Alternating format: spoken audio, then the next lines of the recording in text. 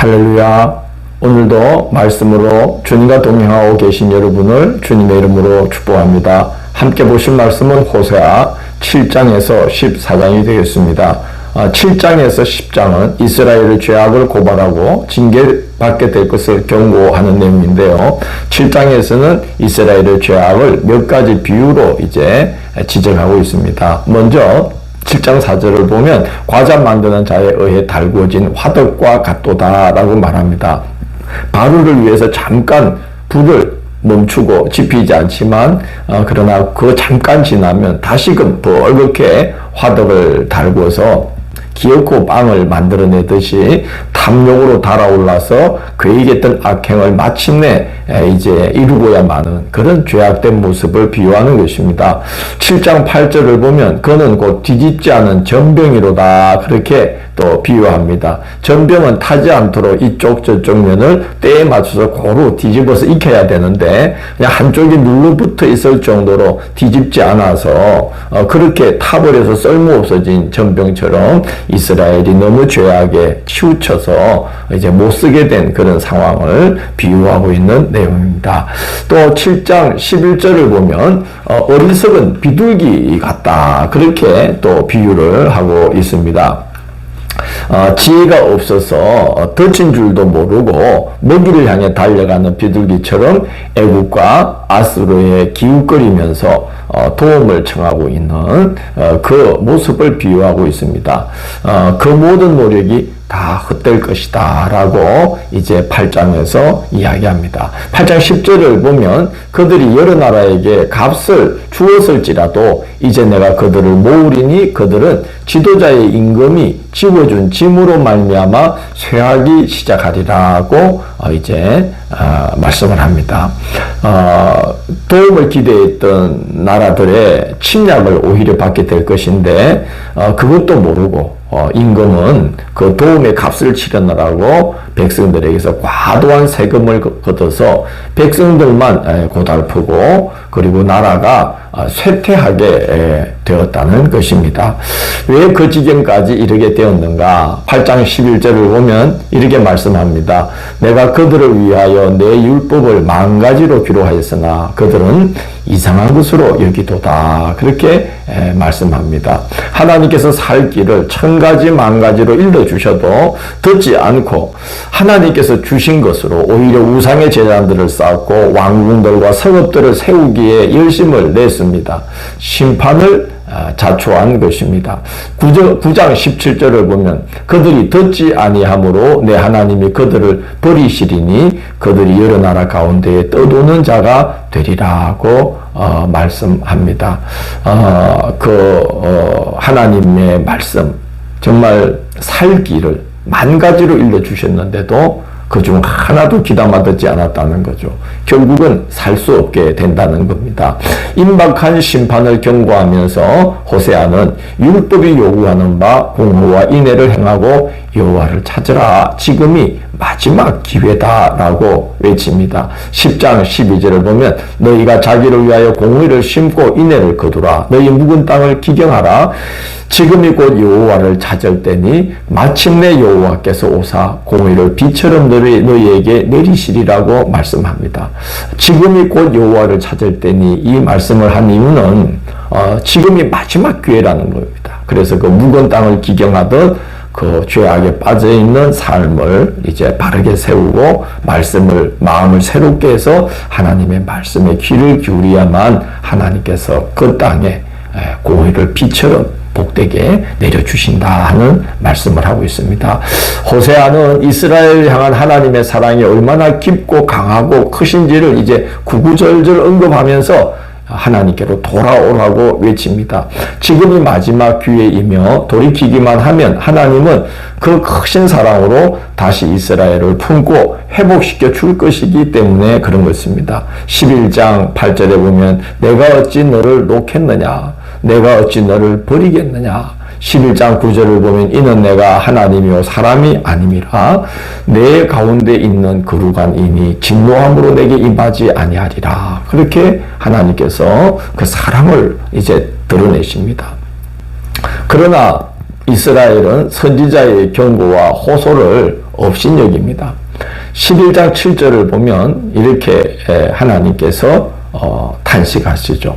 내 백성이 끝끝내 내게서 물러가나니 비록 그들을 불러 위에 계신 이에게로 돌아오라 할지라도 일어나는 자가 하나도 없도다. 뭐예요? 이건 호세아의 탄식이면서 그냥 하나님의 그 탄식이기도 하지 않나.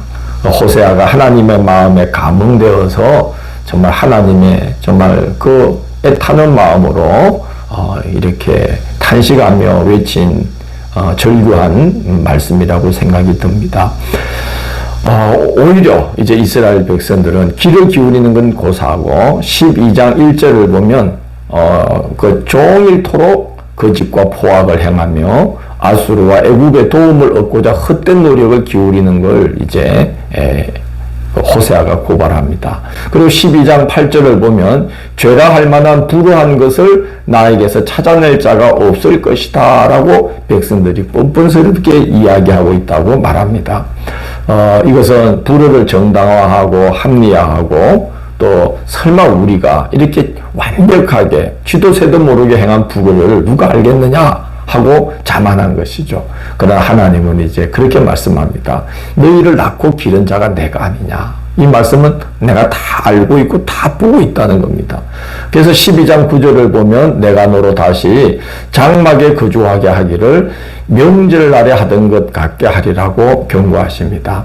이스라엘 백성들은 조상들이 광야에서 이렇게 나뭇가지로 초막을 짓고 지내던 것을 기념하기 위해서 초막절에 절기를 지키면서 조상들이 했듯이 초막으로 나뭇가지로 초막을 만들어 놓고 그 안에서 일주일간을 지냈습니다. 근데 하나님 말씀이 다시 초막에서 살게 할 것이다. 기념하기 위한 정도가 아니라 그 조상들이 광야에서 헤맬 때처럼 너희도 헤매면서 초막에 거하게 될 것이다. 그렇게 이제 경고를 하십니다. 13장은 이스라엘의 어리석음을 지적하는 그런 말씀이 쭉 이어지는데요. 13장 5절, 6절을 보면 내가 광야 마른 땅에서 너를 알았거늘 그들이 먹여준 대로 배가 불렀고 배가 부르니 그들의 마음이 교만하여 이로 말미암아 나를 잊었느니라고 말씀합니다. 13장 9절을 보면 이스라엘아 네가 패망하였나니 이는 너를 도와주는 나를 대적함이니라고 말씀합니다. 13절에서는 이스라엘의 어리석음을 뭐로 비유하냐면 해산할 때가 되었는데도 나올 줄 모르는, 나오지 않으려고 하는 어리석은 자식 같다고 비유합니다. 그러면 자기도 죽고 그를 품은 산모도 죽는 것이죠. 그렇게 어리석은 게 이스라엘의 모습이라는 겁니다. 마지막으로 다시 한번 호세아는 하나님께로 돌아와서 그의 말씀 앞에서 회개하라고 촉구합니다. 그게 14장의 내용입니다. 14장 2절을 보면 너는 말씀을 가지고 여호와께로 돌아와서 아뢰기를 이렇게 이제 호세아가 호소하죠. 말씀 앞에서 하나님께로 돌아와서 말씀 앞에서 회개하면 하나님이 얼마나 복된 회복의 역사를 이루어 줄 것인지를 쭉 이야기합니다. 호세아는 이 회복의 노래를 마지막으로 부르면서 하나님의 계획은 심판이 아니요 회복이다 하는 걸 상기시키면서 하나님께로 돌아오라고 그 북이스라엘 백성들을 향해서 목이 터지도록 외칩니다. 그러나 안타깝게도 하나님이 참 그런 복된 날을 준비하셨을지라도 이스라엘이 듣지 아니하였습니다. 그들은 호세아가 예언 활동을 마치고 얼마 지나지 않아서 마지막 왕 호세아 왕 때 나라는 아수르에 무너져 버리고 백성들은 다 여기저기 흩어져서 그들의 역사는 다시 회복되지를 못하게 됩니다. 그래서 우리가 이런 말씀을 보면 하나님께서 기회를 주실 때 지금이 은혜 받을 만한 때요. 보라, 지금이 구원의 날이로다. 그렇게 말씀하지 않습니까? 하나님께서 우리에게 기회를 주시는 날 동안 우리가 우리 삶을 바로 세우고 하나님의 그 복된 계획이 우리 앞에 나타나도록 기도하면서 말씀 앞에 바로 서서 살아가야만 하겠습니다. 내일 9월 20일 2일 수요일은 요엘 1장에서 3장을 너희는 깨어 울지어다 라는 제목으로 살펴보도록 하겠습니다. 오늘도 함께 해주셔서 감사합니다. 하나님의 그 깊고 크고 간절한 사랑을 끝끝내 외면하고 그들을 살게 하려고 주신 천만 가지의 귀한 말씀을 귀담아 듣지 아니함으로 말미암아 그들은 그들에게 주어진 천금 같은 마지막 기회 호세아를 보내어서 마지막으로 그들에게 돌아오도록 호소하신 그 하나님의 마지막 기회마저 놓쳐버리는 안타까운 역사를 저희가 보았습니다. 주님, 저희는 그런 자리에 떨어지는 일이 없도록 항상 일깨워 주시고 하나님의 말씀을 부여잡고 하나님의 말씀을 우리 발 앞에 등불로 우리 길의 먼 목표를 비춰주는 빛으로 삼고 걸어갈 수 있도록 인도하여 주옵소서.